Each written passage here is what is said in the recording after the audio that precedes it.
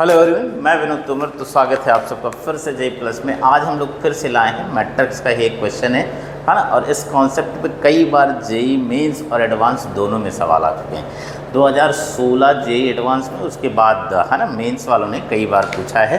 तो आओ ज़रा समझते हैं है ना इस बात को। तो सबसे पहले तो थोड़ी सी कहानी समझते हैं कि है ना कैसे हम क्वेश्चन में इसको अप्लाई करेंगे। तो ऐसे देखो कि मान लो मेरे पास एक मैट्रिक्स है कोई ए, एक मैट्रिक्स ए। अच्छा, जो ए मैट्रिक्स है इसको मैं हमेशा एक आइडेंटिटी मैट्रिक्स और एक मैट्रिक्स के फॉर्म में एक्सप्रेस कर सकता हूँ, है ना। मतलब जो ए है वो हमेशा एक्सप्रेस हो सकता है आइडेंटिटी मैट्रिक्स और ठीक है प्लस एक मैट्रिक्स आ जाएगा, है ना।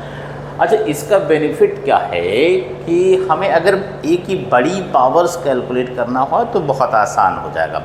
अच्छा, क्यों हो जाएगा वो ज़रा समझते हैं कि मैं अगर ऐसे लिखूं कि P इंटू आई या I इंटू P। अच्छा, P कोई मैट्रिक्स है तो कितना आ जाएगा, P आ जाएगा। अच्छा, जब भी हमारे पास A इंटू बी और B इंटू ए ये दोनों बराबर हों तो इस तरह हम कह सकते हैं कि जो मैट्रिक्स का मल्टीप्लिकेशन है वो क्या है, कम्यूटेटिव है, हाँ। अच्छा, अगर मल्टीप्लिकेशन वैसे जनरली तो हम है ना ठीक है ये नहीं लगा पाते हैं, लेकिन अगर मैट्रिक्स का मल्टीप्लिकेशन कम्यूटेटिव हो जाए तो जितनी भी अलजेब्रिक आइडेंटिटीज़ हैं वो सब काम कर जाएंगी हमारी।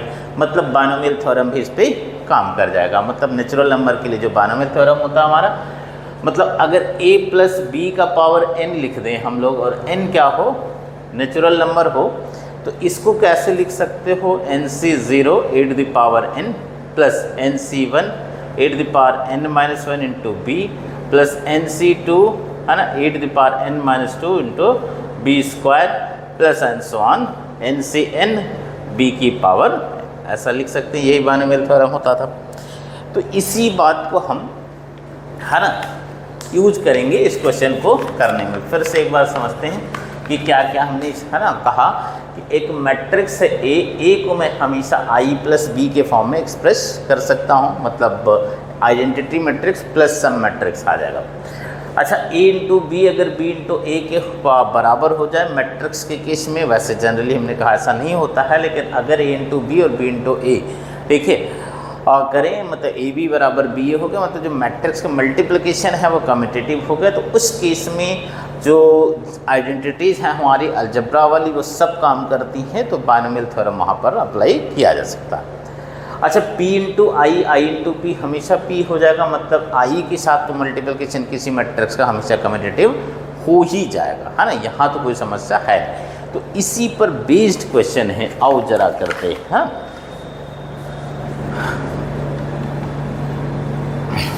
क्वेश्चन है अपने पास कुछ इस तरह से कि P कोई मैट्रिक्स कुछ इस तरह से दिया हुआ है।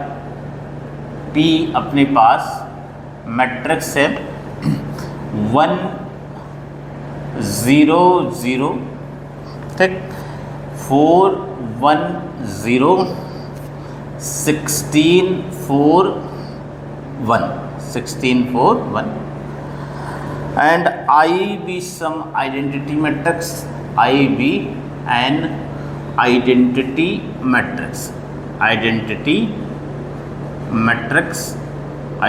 matrix such that p power 50 minus q ये बराबर है I के, और q कुछ इस तरह है, if q is aij something ऐसे दिया हुआ है, मतलब जो एलिमेंट्स हैं इसके वो कुछ इस तरह से आएंगे। देन अपने को बताना है q31 plus q32 upon q21 की वैल्यू क्या हो जाएगी, है ना।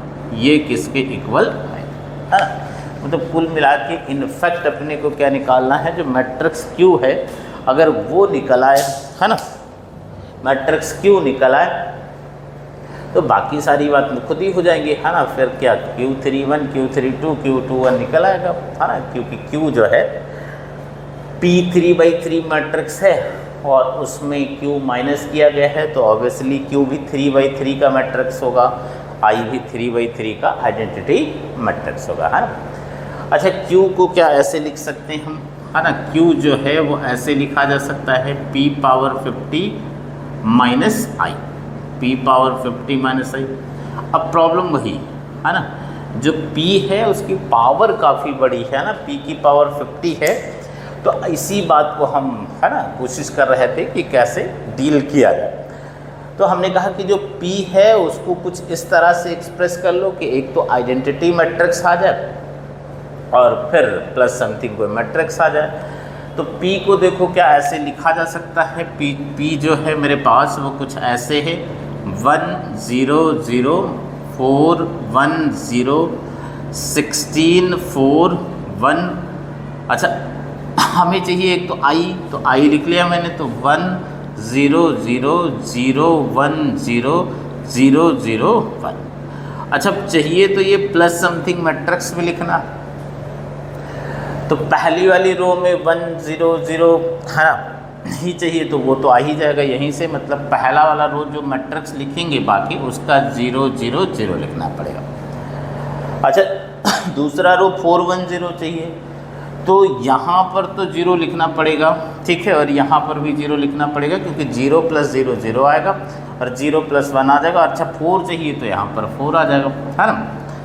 अच्छा, यहाँ 16 4 1, तो 1 तो पहले लिख रखा हम लोगों ने, तो इसका मतलब यहाँ पे 0 आ जाएगा, है ना। अच्छा, 4 चाहिए तो 4 तो तब आएगा जब 0 में 4 ऐड होगा तभी 4 आएगा, और 16 तब आ जाएगा जब 0 में 16 ऐड होगा। मतलब ये हमारे पास मैट्रिक्स P, ये I हो गया, ये I हो गया और ये B हो गया, इस फॉर्म में एक्सप्रेस हो गया, है ना, इस फॉर्म में एक्सप्रेस हो गया। यही हमने कहा था कि ऐसी कुछ कोशिश लगाएंगे। अब इसका बेनिफिट क्या होगा, इस पे बाइनोमियल थ्योरम लगा सकते हैं। एक तो ये है कि P जो है इसकी P⁻50 का मतलब I + B⁻50 होगा, लेकिन इससे भी फ़ायदा तो तब होगा अगर हमको फिर से, अगर हमने लगा ही दिया और B की भी पावर वैसे ही एज इट इज़ आता रहा, तब तो मुश्किल हो जाएगा। तो B जो है वो कहीं ना कहीं मतलब कुछ पावर्स के बाद 0 होना चाहिए, तब तो फ़ायदा होगा, नहीं तो फिर तो ये तो फिर तो उतनी ही मुश्किल है। तो ऑब्वियसली कहीं ना कहीं हो जाएगा, आओ करके देखते हैं, है ना। तो जो P है मेरे पास, है ना, क्या आ गया है, क्वेश्चन इतना लिखा रहने देते हैं। तो अब अपने पास P जो है वो कुछ ऐसे आ गया है, P किसके इक्वल आ गया है, I + B के। अच्छा, अपने को चाहिए P की पावर 50, तो I + B की पावर 50 हो गया। अच्छा, इस पे तो बानों में लगा सकते हैं, तो 50C 0 आ जाएगा और I की पावर 50 आ गया, प्लस 50C1 आ जाएगा, I की पावर 49, है ना। वैसे I ही हो जाता है, I की पावर कुछ ले तो B लिख रहा हूँ मैं डायरेक्टली। ऐसे 50C2 B² हो जाएगा, 50C3 B³ हो जाएगा, plus and so on 50C50, है ना, B की पावर 50 हो जाएगा, है ना। अच्छा, I की पावर 50, फिर से I आ जाएगा, एक लाइन चलो और लिख लेते हैं। तो 50C0 तो 1 आ जाता है, तो ये I ही आ गया, प्लस 50C1 50 हो गया इंटू B हो गया।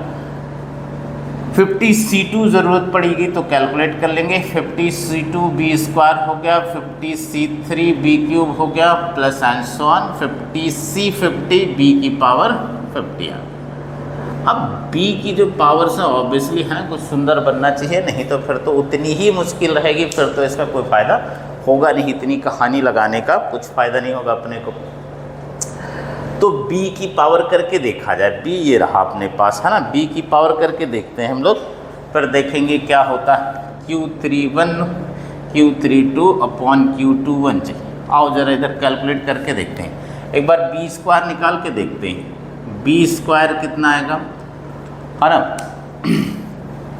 B² का मतलब हो गया 0 0 0 4 0 0 16 4 0 इंटू, है ना, 0 0 0 4 0 0 16 4 0। अच्छा, अब इसको मल्टीप्लाई कर दो तो कितना हो जाएगा ये, है ना, ये 0 हो गया, ये भी 0 हो गया और ये भी ज़ीरो हो गया। अच्छा इससे मल्टीप्लाई कर दो तो ज़ीरो ही आ गया, है ना, ठीक है। फिर मल्टीप्लाई कर दो फिर से ज़ीरो आ गया, इससे मल्टीप्लाई कर दिया तो ज़ीरो। अच्छा ये 16 इंटू ज़ीरो ज़ीरो हो गया, 4 4 जा 16 आ गया। इससे मल्टीप्लाई कर दो तो 0 प्लस 0 प्लस 0, बहुत बढ़िया हो गया, है ना। ये वाला तो बहुत बढ़िया ज़ीरो ही हो गया। तो अभी भी कुछ खास बात बनी नहीं, क्योंकि हम चाहते थे कि जो p की पावर्स हैं वो कहीं ना कहीं जीरो मैट्रिक्स बन जाए। तो एक बार और करके देख लेते हैं, है ना, b क्यूब करके देख लेते हैं, देखते हैं क्या होता है। तो b क्यूब क्या आएगा, b क्यूब जरा देखते हैं। तो b स्क्वायर ये रहा, b क्यूब का मतलब b स्क्वायर इंटू b। तो b स्क्वायर ये रहा 0 0 0 0 0 16 0 0, और b हमारे पास ये रहा 0 0 0 0 4 0 0 16 4 0, है ना ये। अच्छा अब मल्टीप्लाई करके देखते हैं, तो बहुत बढ़िया हो गया। तो पहला वाला, है ना, 0 आ गया, फिर से 0 आ जाएगा, फिर 0 आ जाएगा, अरे ये भी 0 आ जाएगा, ये 0 आ गया, ये भी 0। इससे मल्टीप्लाई किए 0 आ गया, इससे मल्टीप्लाई किए 0 और ये 0, और ये बढ़िया सुंदर हो गया, है ना, कि b की पावर 3 0, मतलब b की पावर 3 के बाद अपने को लिखने की ज़रूरत इनफैक्ट है ना, b की पावर 3 के बाद लिखने की ज़रूरत नहीं है। तो p पावर 50 यहाँ से हम लिख सकते हैं। अब हम लोग p की पावर 50 कितना हो जाएगा। अच्छा p की पावर 50 माइनस आई चाहिए था अपने को, p की पावर 50 माइनस आई क्यों था, तो p की पावर 50 माइनस आई कितना हो जाएगा 50 इंटू बी। अच्छा b स्क्वायर तक रखना है, b क्यूब के बाद तो सब ज़ीरो ही हो जाएगा। तो 50 C2 की वैल्यू कितनी हो जाएगी 50 इंटू 49/2 फैक्टोरियल 2 हो जाता है, और b स्क्वायर हो गया, है ना। अच्छा यही q था, यही q था। तो 50 इंटू b रख लेते हैं, b कितना है अपने पास 0 4 0 0, ये हो गया 4 0 0 16 4 0 प्लस, है ना, ये हो जाएगा 25 आई थिंक, है ना। तो 25 इंटू 49 किया जाए, 25 इंटू 49।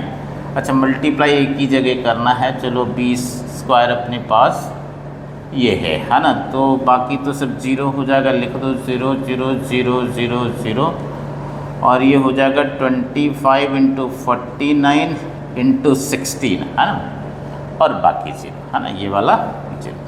ठीक, अब जोड़ना है इसको भी, तो जोड़ लिया जाए ज़रा। तो ये 0 0 0, बहुत बढ़िया, ये 4, ये 0 0, ये 16 और जुड़ जाएगा, तो 16 प्लस, है ना, 25 इंटू 49 इंटू 16, और ये एक कुछ गड़बड़ है, एक कुछ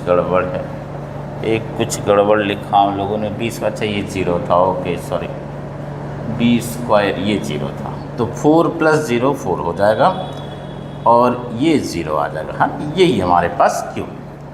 अब देख लेते हैं चाहिए क्या था अपने को, है ना, ठीक है।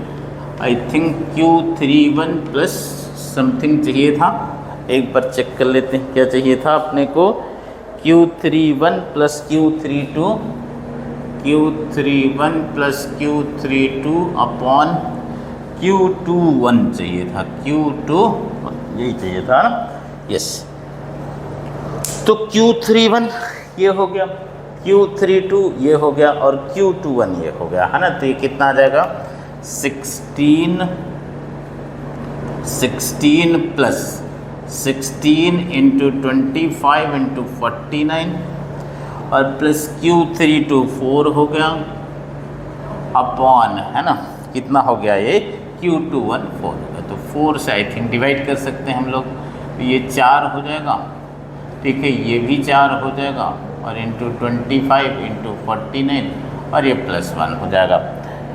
अच्छा ये 4 हो गया, और ये जो है 5 हो गया, 4 प्लस 1 5 हो गया, और ये जो है 100 हो गया, और 100 इंटू 49 हो गया, तो 490 हो गया, और plus 5 I think 495 should be the answer है ना। एक बार कैलकुलेशन चेक कर सकते हैं, आइडिया यही था हमारा। ठीक है, फिर से एक बार हम समझा देते हैं इस बात को कि किसी मैट्रिक्स को हम हमेशा i प्लस बी के फॉर्म में लिख सकते हैं। ऐसा लिखने का बेनिफिट ये है कि हम उस पर बायनोमियल थ्योरम लगा सकते हैं।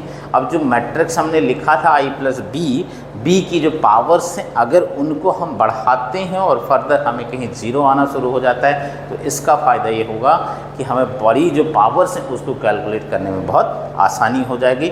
ठीक है, rest all things are calculation, तो वो खुद से भी कर सकते हैं। थैंक यू, आज यहीं तक।